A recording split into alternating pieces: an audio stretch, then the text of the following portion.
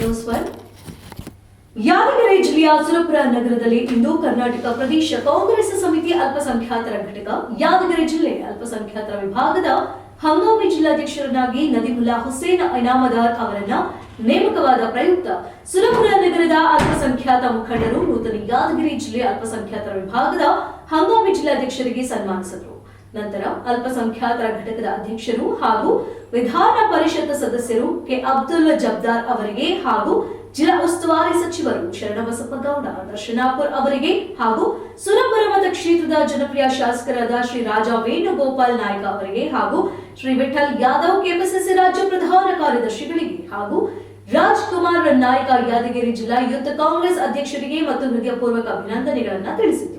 ನಾನು ಕಾಂಗ್ರೆಸ್ ಪಕ್ಷಕ್ಕೆ ಅನೇಕ ವರ್ಷಗಳಿಂದ ಸೇವೆ ಸಲ್ಲಿಸುತ್ತಾ ಬಂದಿದ್ದೇನೆ. ನನ್ನ ಮೇಲೆ ಇಟ್ಟಿರುವ ನಂಬಿಕೆಯನ್ನು ಉಳಿಸಿಕೊಳ್ಳುತ್ತೇನೆ ಎಂದು ಭರವಸೆ ಮೂಡಿಸಿ ನನ್ನನ್ನು ಸನ್ಮಾನಿಸಿದ ಎಲ್ಲಾ ಹಿರಿಯರಿಗೂ ಅಭಿನಂದನೆಗಳು ಸಲ್ಲಿಸುತ್ತೇನೆ ಎಂದು ಹೇಳಿದರು.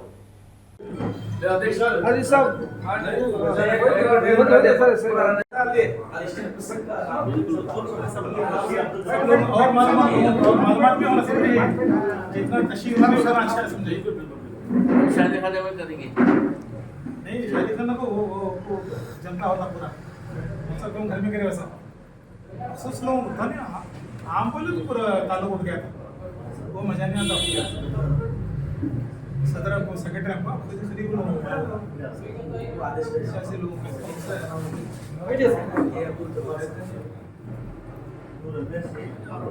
चलो चलो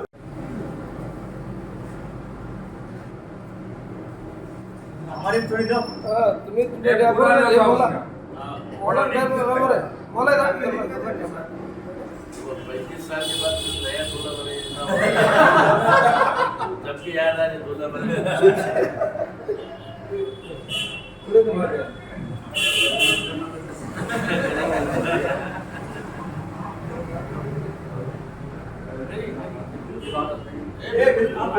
पैसा बैठे छोड़ो बैठे करो दुआ करें हमारे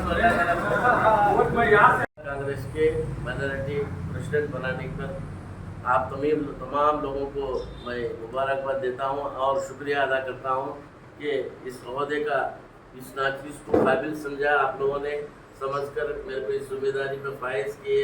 इसकी जिम्मेदारी के लिए मैं सबसे पहले हमारे जनाब माइनॉरिटी सदर जनाब जब्बार खान साहब और वक्फ बोर्ड के हमारे वजीर कर्नाटका विजय जमीर अहमद साहब का और हमारे सोलापुर के एमएलए राजा वेणुगोपाल नाइक साहब का और यादगिरी जिले डिस्ट्रिक्ट मिनिस्टर हमारे शरणबसप्पा दर्शनापुर साहब का और यादगिरी के एमएलए जनार्दन पाटिल साहब का और बाबूराव चिंचनसूर साबिक वजीर कर्नाटका और जहीर साहब सवेरा वक्फ बोर्ड के जिला यादगिरी उनका और हमारे राजा कृष्णप्पा नाइक साहब का और हमारे राजा कुमार नाइक साहब डिस्ट्रिक्ट के यूथ कांग्रेस प्रेसिडेंट और इकबाल इस मौके पर जनाब इकबाल साहब गुट्टी का भी मैं बहुत बहुत शुक्र अदा करता हूँ कि उन्होंने हम लोग मेरे को इस चीज़ के समझ करके मेरे को तहनीत के लिए बुलाए और ये बहुत बड़ी जिम्मेदारी है।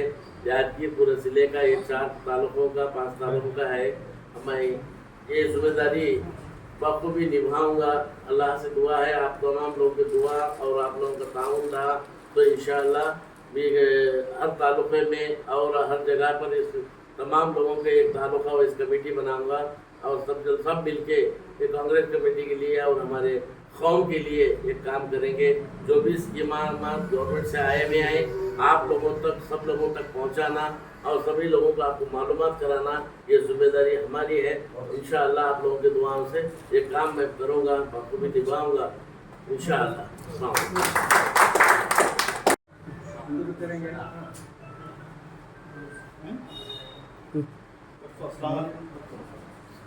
ಎಲ್ಲರಿಗೂ ನಮಸ್ಕಾರ ಮತ್ತು ಅಸ್ಸಲಾಮು ಅಲೈಕುಂ.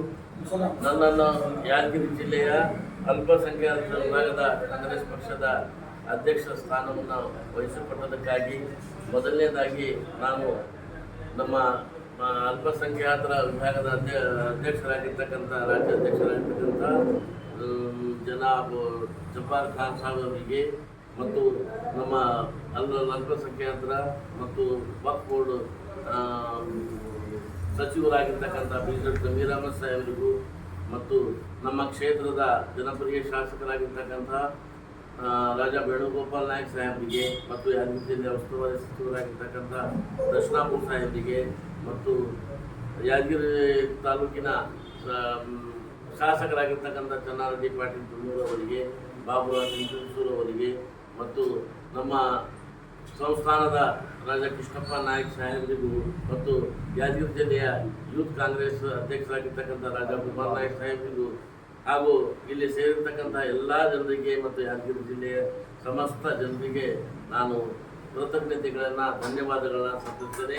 ನನಗೆ ಅದೊಂದು ದೊಡ್ಡ ಜವಾಬ್ದಾರಿಯನ್ನು ಈ ಕಾಂಗ್ರೆಸ್ ಪಕ್ಷವನ್ನು ಸಂಘಟಿಸಿ ಈ ಅಲ್ಪಸಂಖ್ಯಾತರನ್ನು ಇಲ್ಲಿ ಒಂದು ಸಂಘಟನೆ ಮಾಡಿ ಈ ಸಂಘದ ಬಲವರ್ಧನೆಗಾಗಿ ಪ್ರಚಾರಕ್ಕಾಗಿ ಎಲ್ಲ ಒಂದು ಸಮುದಾಯಕ್ಕೆ ತೆಗೆದುಕೊಂಡು ಹೋಗಿ ನಾ ಈ ಕಾರ್ಯವನ್ನು ಸಂಪೂರ್ಣವಾಗಿ ನಿರ್ವಹಿಸುತ್ತೇನೆ ಅಂತ ಈ ಸಂದರ್ಭದಲ್ಲಿ ತಮ್ಮೆಲ್ಲರಿಗೂ ನಾನು ಹೇಳುತ್ತಾ, ನನಗೆ ವಹಿಸಿಕೊಂಡಂಥ ಜವಾಬ್ದಾರಿ ಇಷ್ಟ ಮತ್ತು ಶ್ರದ್ಧಾಪೂರ್ವಕವಾಗಿ ಈ ಜವಾಬ್ದಾರಿಯನ್ನು ಈ ಯಾದಗಿರಿ ಜಿಲ್ಲೆಯ ಎಲ್ಲ ತಾಲೂಕಿನಲ್ಲಿ ನಾನು ಸಂಚರಿಸಿ ಮುಂದಿನ ದಿನದಲ್ಲಿ ಎಲ್ಲ ತಾಲೂಕು ಪದಾಧಿಕಾರಿಗಳು ಎಲ್ಲರೂ ನೇಮಕ ಮಾಡಿ ಎಲ್ಲ ತಾಲೂಕಿನಿಂದ ಎಲ್ಲ ಜನರನ್ನು ನೇಮಕ ಹೋಬಳಿ ಮಟ್ಟದಲ್ಲಿ ಒಂದು ಕಾರ್ಯಕ್ರಮ ಮಾಡಿ ಯಾದಗಿರಿ ಜಿಲ್ಲೆಯ ಒಂದು ಕಾಂಗ್ರೆಸ್ನ ಸಂಘಟನೆ ನಮ್ಮ ಮೈನಾರಿಟಿ ಅಲ್ಪಸಂಖ್ಯಾತರ ಒಂದು ಸಂಘಟನೆಯನ್ನು ನಾನು ಬಲಗೊಳಿಸುತ್ತೇನೆ ಅಂತ ಹೇಳಿ ಈ ಸಂದರ್ಭದಲ್ಲಿ ಹೇಳ್ತೇನೆ.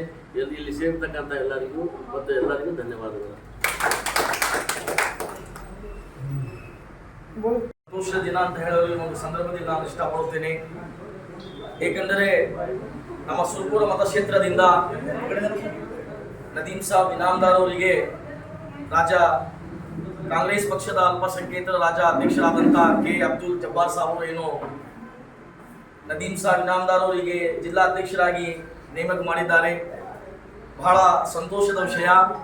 ಮೊಟ್ಟ ಮೊದಲವಾಗಿ ನಮ್ಮ AICC ಅಧ್ಯಕ್ಷರಾದಂಥ ಮಲ್ಲಿಕಾರ್ಜುನ ಖರ್ಗೆಜಿ ಅವರಿಗೂ ಹಾಗೂ ರಾಷ್ಟ್ರೀಯ ನಾಯಕಿಯಾದಂಥ ಸನ್ಮಾನ್ಯ ಶ್ರೀ ಸೋನಿಯಾ ಗಾಂಧೀಜಿ ಅವರಿಗೂ, ಅದೇ ಥರ ರಾಷ್ಟ್ರದ ನಾಯಕರಾದಂಥ ಸನ್ಮಾನ್ಯ ಶ್ರೀ ರಾಹುಲ್ ಗಾಂಧೀಜಿ ಅವರಿಗೂ, ಅದೇ ಥರ ವಿಶೇಷವಾಗಿ ನಮ್ಮ ಕರ್ನಾಟಕ ಸರ್ಕಾರದ ಮುಖ್ಯಮಂತ್ರಿಗಳಾದಂಥ ಸನ್ಮಾನ್ಯ ಶ್ರೀ ಸಿದ್ದರಾಮಯ್ಯಜಿ ಅವರಿಗೂ, ಅದೇ ಥರ ಉಪಮುಖ್ಯಮಂತ್ರಿಗಳಾದಂಥ ಸನ್ಮಾನ್ಯ ಶ್ರೀ DK ಶಿವಕುಮಾರ್ ಸರ್ ಅವರಿಗೂ, ಜಮೀರ್ ಅಹಮದ್ ಖಾನ್ ಸಾಬ್ ಅವರಿಗೂ, ವಿಶೇಷವಾಗಿ ಸುರ್ಪುರ ಮತಕ್ಷೇತ್ರದ ಜನಪ್ರಿಯ ಶಾಸಕರಾದಂಥ ಸನ್ಮಾನ್ಯ ಶ್ರೀ ರಾಜಾ ವೇಣುಗೋಪಾಲ್ ನಾಯಕ್ ಸಾಹೇಬರಿಗೂ, ಶಾಪುರ ಮತಕ್ಷೇತ್ರದ ಶಾಸಕರಿಗೂ, ಜಿಲ್ಲಾ ಮತಕ್ಷೇತ್ರದ ಶಾಸಕರಿಗೂ, ವಿಶೇಷವಾಗಿ ಅಲ್ಪಸಂಖ್ಯಾತರದ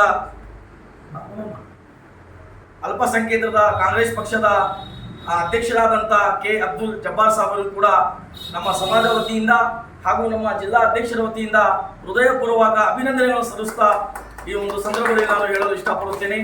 ಬಹಳ ಸಂತೋಷದ ವಿಷಯ.